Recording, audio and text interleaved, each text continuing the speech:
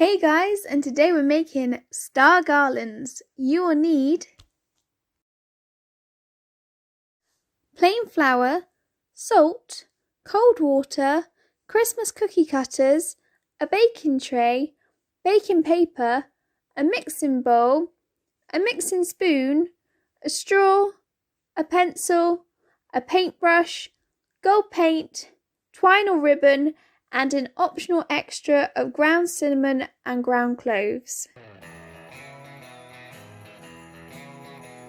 The first thing you need to do is to get the baking tray and to line it with baking paper. Draw a line down the middle of the tray so you can get two children's work onto one tray and just write their names in pencil on the section that is theirs. Then get your mixing bowl and mix half a cup of salt with 1 cup of plain flour. Add some water to your mixture. In total you'll probably want about 1 cupful of water, but add it gradually, and it's better to have it drier than wetter for your final salt dough. If you want to make your salt dough garland smell nice, then you can add 1 teaspoon of cinnamon and 1 teaspoon of cloves.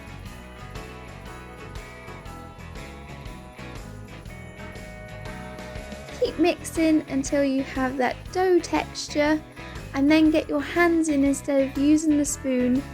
That way you can really feel the dough and you can pick up any loose flour.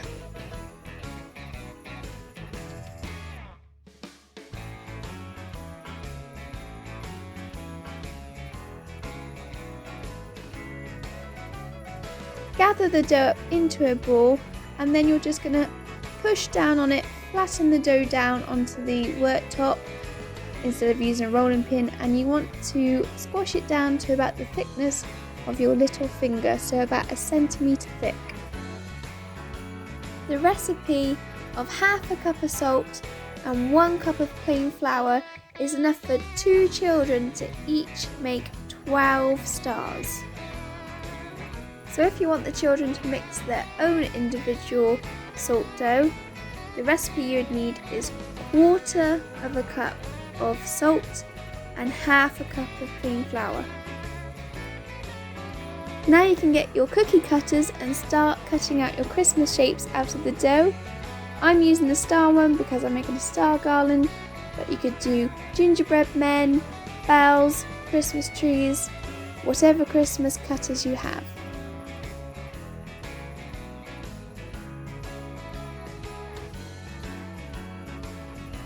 Get as many of the shapes as you can out of the dough. Keep rolling it and flattening it so you can cut more shapes out and make the most of your dough.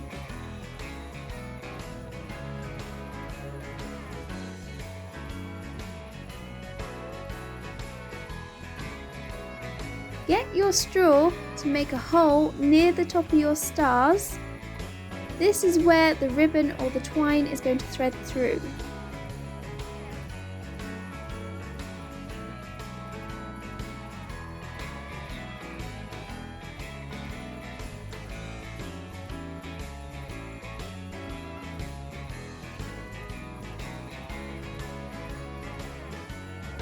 Once each star has a hole in it near the top, they can be placed on the baking tray on the section that has your name on it.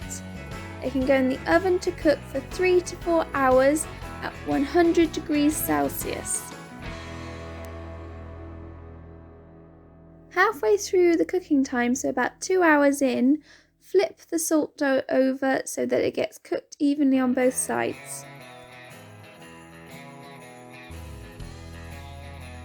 I also chose to leave mine overnight to cool to make sure that they were definitely solid, ready to paint the following day.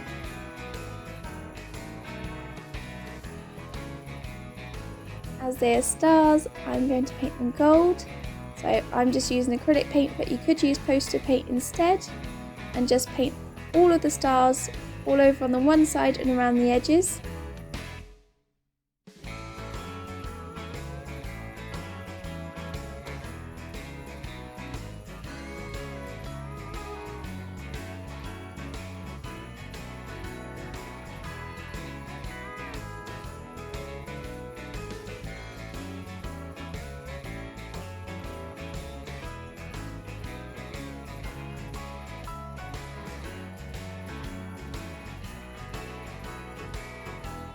Leave these to dry for 20 minutes and then you can flip them over and you can paint the other side.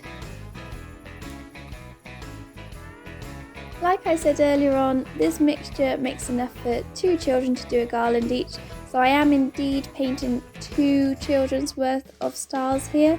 So actually there would be 12 stars each to go on the garland, but I've got enough to do 2 garlands. Hopefully that makes sense. Again, leave them to dry for at least 20 minutes, so 20 to 30 minutes should be enough. And then you can start threading your stars onto your twine or your ribbon. You'll probably want about 1.5 meters of ribbon or twine, so you've got that spacing in between your pieces of salt dough and that you've got some excess on either end so you can tie it to something.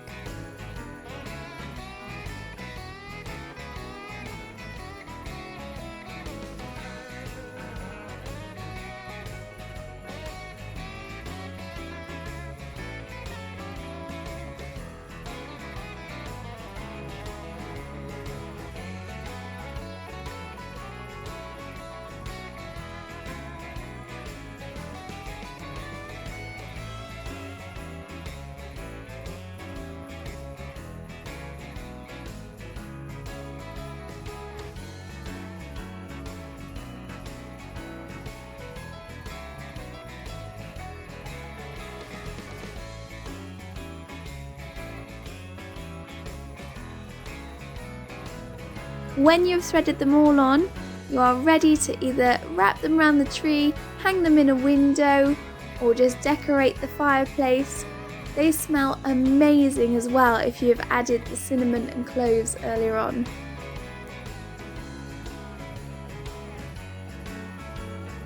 I hope that you enjoyed making some Christmas decorations with me.